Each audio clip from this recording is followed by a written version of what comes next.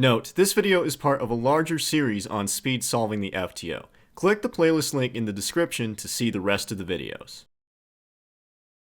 Finally, this is the last case. Your triangles are actually in an odd permutation state.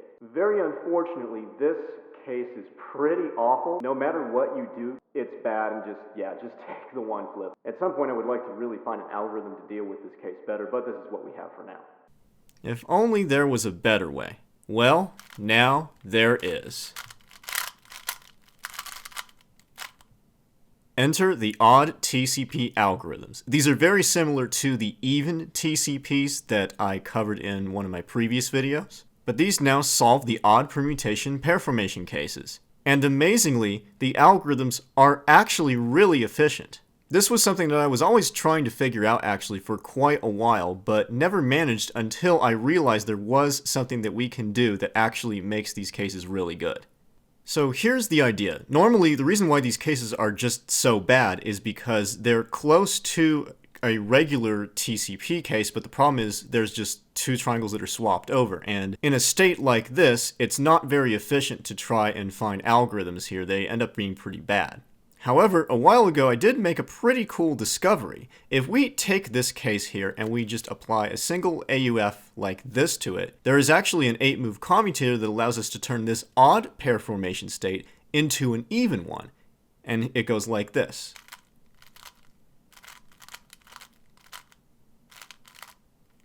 See that?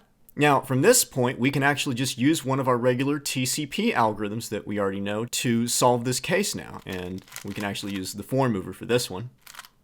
But going back a second, and looking at that commutator that we were using, the last move there was a B move, and this is where the two flipped pairs are located. So it all of a sudden hit me that since all the TCP algs start with that B move as well, I realized that there actually might be a way to cancel that 8-move commutator into the other TCP algs to generate new algorithms. And that's exactly how it turns out. When I realized that this was possible, I really knew that I was onto something. And after a few days, I did manage to come up with all the algorithms that are needed. Using these odd TCP algorithms offers several great advantages. For one, this actually means that we will never, ever get one flip again. That's right. This is because a one-flip case for an even pair formation can very easily be turned into a single flip to pair formation for an odd permutation case, as you can see here. So whenever you get a one-flip case, you can actually just do a single flip alg to get to an odd permutation pair formation like this, and then do an odd TCP. And this goes for more than just one flip. There's also other bad last three triple cases when trying to reach pair formation, and going for an odd permutation PF can be more efficient and faster. So as an example here, I already have this pair on top and this matches perfectly. And this pair right here, this does not match. And normally if we were just doing regular OPF, then this would not be allowed. However, by using odd TCP, we can actually consider this our next pair. And then from here, we can do a flip. And now, okay, here is now an odd pair formation state. And then we can now use one of the algorithms. Isn't that neat? It lets you choose more efficient ways to get your pair formation because now we don't care if it's an even or odd state. We have algs for both. So this can really speed up lots of bad L3T cases and give you shorter solutions. With that being said, odd TCP should not be a universal method. The odd TCP algs should still be used in conjunction with the even TCP algs that you already know for the easy even cases. And both of these alg sets together are considered full TCP. Despite these algs still being very good, the even TCPs are just a tiny bit better. So if you were to have the choice between the two, it's generally preferable to go for the old approach. But for the bad cases, the odd TCPs are absolutely fantastic. Now let's talk about exactly how these algorithms work. There are some differences with the even TCPs that you're familiar with. The first important thing to note with these algs is that it actually does not matter how the bottom triangles are swapped. So you can have either these two swapped or these two, or even these two on top. It doesn't matter. The algorithms still work effectively the same.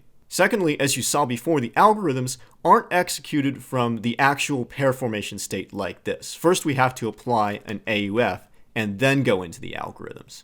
Now, how do we know which AUF to apply and how to do it? Well, it's actually extremely simple. We just need to look at the filled slot for the bottom triangles. In this case, that's this one because this has a yellow triangle, which is not one of my top colored triangles. We look on top and find the bottom triangle that matches the color of the slot, and then we simply turn the top layer so that this bottom triangle is now directly over that slot.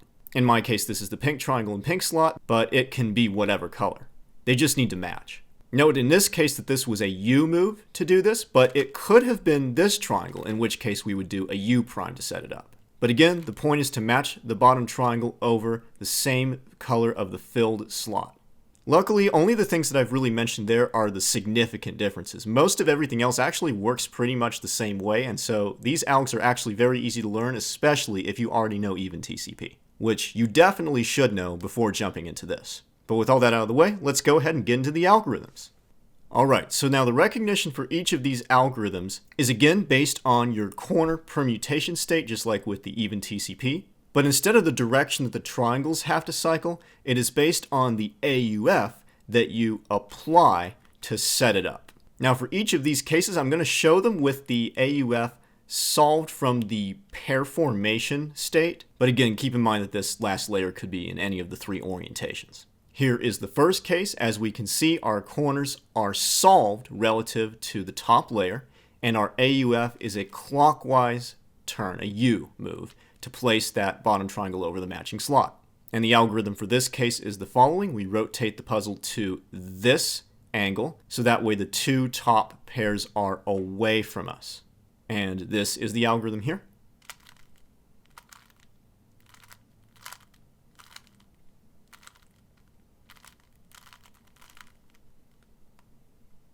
And a little bit faster. And here is the mirror image case. Again, our corners are solved relative to the top layer, but this time, as you can see, our AUF is going to be a U prime, a counterclockwise rotation. For this case, we rotate to this angle now. So again, the top two pairs are facing away from us, but now our top layer is on L. And the algorithm for this is actually just the conjugate of that previous one, which looks like this.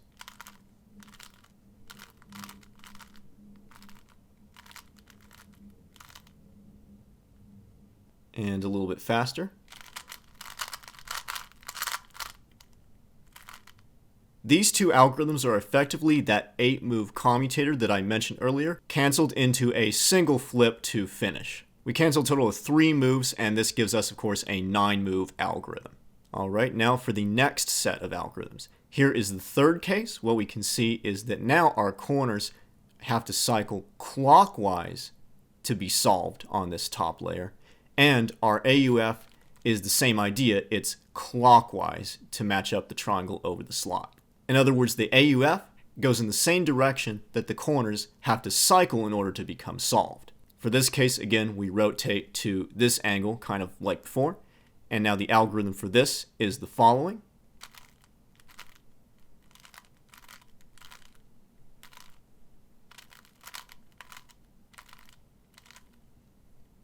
And a little bit faster.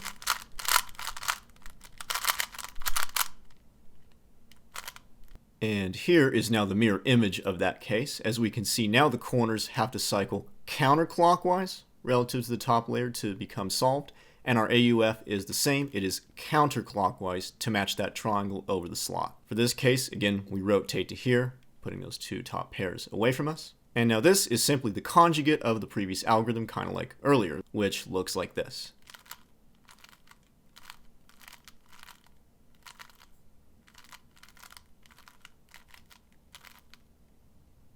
And a little bit faster.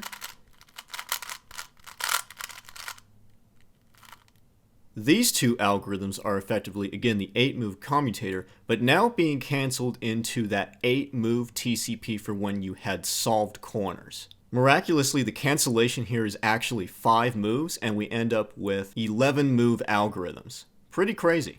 And finally, we now have the last set of algorithms, and it's actually important to note that these work a little bit differently than those other ones. If you try to do that cancellation method, it actually gives you really bad algs that are basically 17 moves long. But luckily, Ksolve came to the rescue for me, and I actually found two 11-move algorithms for these final two cases that are actually pretty cool and pretty nice to execute ergonomically.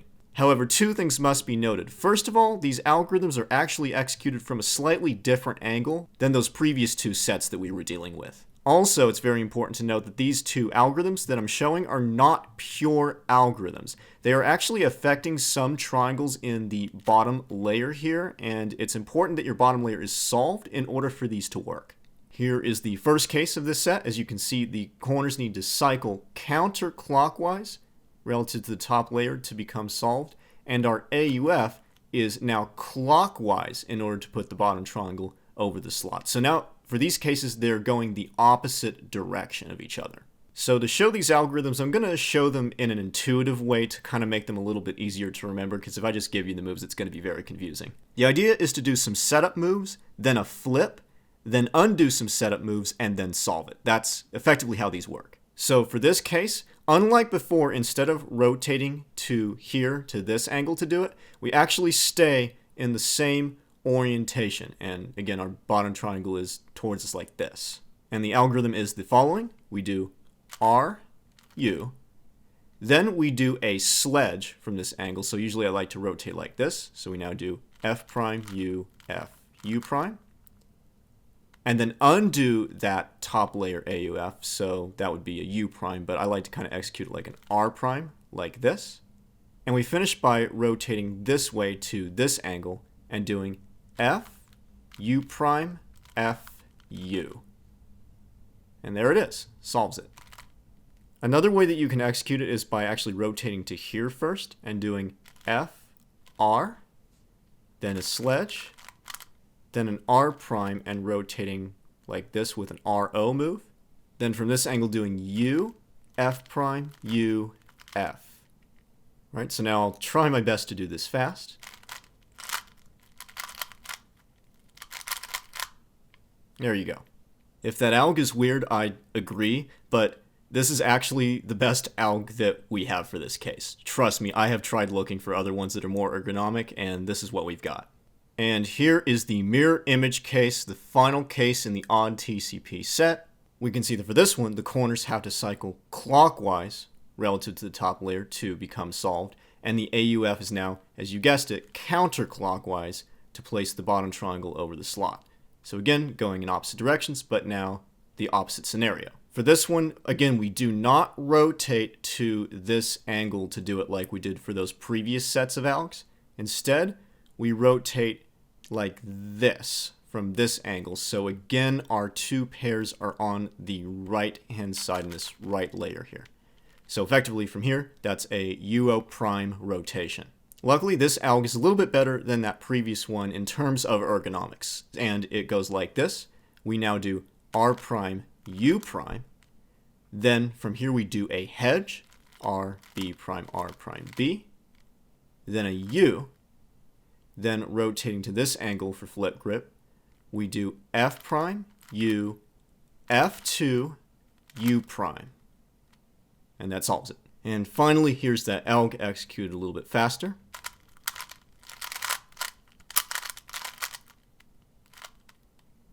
And that's it for those cases and my algs. One thing that is important to note is that I did not show any algs for when you have a two-flip case, which in this context is when the bottom triangle in the bottom slot actually is matching up. As you can imagine, you can't actually turn any of these triangles to match over the slot because it's not up here, it's right here. I do not have any algorithms for these cases, although Aiden did generate a few of them, and I'll leave a link to his alg sheet in the description, which covers some of these algorithms and also alternate versions of the algorithms for the previous cases that I did show. So that's one thing to note, there are technically 3 flip case algs, but I will not be showing those here. Alright, so now before you panic, I am going to show you how to recognize each of these cases and know which algorithms to do. And this is actually, I think, quite a bit easier than even the regular TCP recognition. So here's how it works. Again, you make sure to apply your AUF that you need. In this case, I'm going to be doing a U AUF to put this triangle over the slot. And now all we need to do is look at this front corner piece right here. If you see that neither of the side stickers match right here, so there's no matching colors here, then we know that our corners are solved and we have one of the first two cases. And then based on the AUF, you can then just go into the algorithm and you're done. On the other hand, if we do have a matching sticker on one side, if it is pointing away from the two pairs that are on top, as it is in this case right here, you can kind of imagine, then we have one of those algs from the second set of cases. And again, you can just go into it based on the AUF that you see that you have.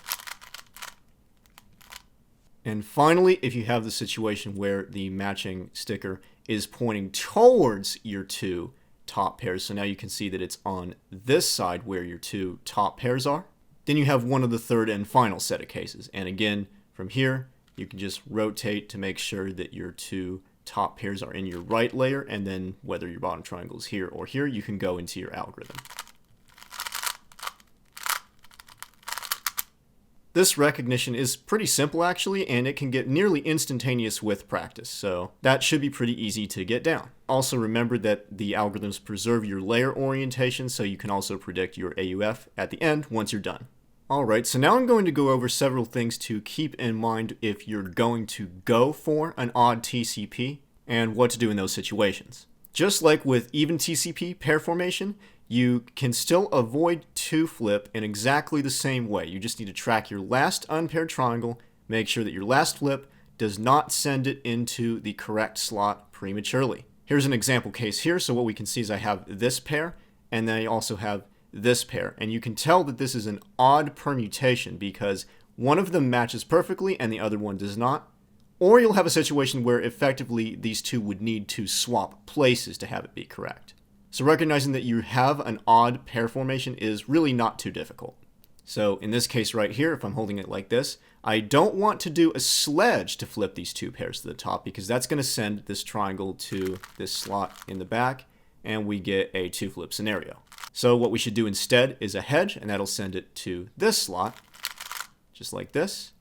And now as you can see, we now have a situation where we can actually properly match one of the bottom triangles on the top layer with the filled slot color. Now, something that you'll notice that happened here is that immediately after I did that flip, we actually already had the triangle over the slot, and I didn't actually need to do any AUF to get it into that position. In other words, what's also nice about odd TCP cases is that you can actually cancel into that AUF that you have to do before going into your algorithm. Now, the reason that in this case that managed to happen is because that last unpaired triangle that was going into this slot, the one on the opposite side of it, is the triangle that matches with that slot color, as you can see here. So when we do the hedge, you can imagine that it's going to shoot it above our slot, which is exactly what we actually need to get that correct AUF that we want. So if you can recognize that when you go into that last flip, just remember that you'll be able to kind of skip that AUF that you need to do before going into your algorithm, which is quite nice. Now, one thing to also note here is that in the case where it doesn't matter what flip that you do when you're doing your last flip to get to pair formation, the last bottom triangle that's unpaired still has front slot priority, just like with the even TCPs, and that's because the setup is pretty much very similar to that. So in this case, instead of doing a hedge and then having to rotate, instead we can do a sledge from this angle, and that automatically puts that last triangle directly towards us. Then we can do the AUF that we need to do to get the proper triangle over the slot, and then we can go into our algorithm. So if you remember from my even TCP video, I mentioned that there were ways that you could sometimes force better algorithms for your finish. And it turns out, for odd TCP, it's very similar. We can also do a similar sort of thing. So say you end up with a situation where, again, it doesn't matter which flip you do for your last one to get your pair formation. It doesn't matter because the bottom triangle is not going to end up in its solved slot, and you can either do hedge or sledge. When you run into a situation like this, there again is a way that we can sometimes force a better odd TCP alg. Remember that the best one that we had was the one where our corners were solved relative to the top layer. It was only 9 moves, while the other 2 algorithms were 11 moves long. So if we run into a situation like this, where it doesn't matter what flip we use, we should use the flip that solves our corner permutation. So here's an example case right here. As you can see, I'm going to flip these 2. We don't want to do a sledge, right? Because if we do that, then that's not going to solve our corners. We're going to end up with the 11 move case. So going back to this now, instead, if we do a hedge, as you can see, that's going to send this corner to right here, and that is going to solve the permutation. So if we do that, we end up now with this case, and now as you can see, this is the very easy and quick 9 mover. Very nice. Now there's also the possibility that you get to that situation and your corners are already solved. It means that there's no way for you to be able to force that one. And if anything, in this situation, I would actually recommend to just go for the even TCP instead. So if I do this now, and now I'm getting an even pair formation, and then I end up with an even TCP. You don't have to do that, but it's just a recommendation and it's something to think about. Okay, now one last thing that I'll finally note here is, let's say that you get to your last 3 triples and you just so happen to get an odd permutation PF straight away, and unfortunately it's a 2-flip case. What do we do? Well, if we have it from this orientation where we do have our pair formation matched up like this, we can actually either do a sledge from the right side or a sledge from the left side to turn this into one of the other cases. So if I do, like, say a sledge like this, then as you can see, we no longer have the 2-flip scenario, and we could now solve it with one of those previous algorithms. But again, kind of like before, there's a way that we can give ourselves a better case.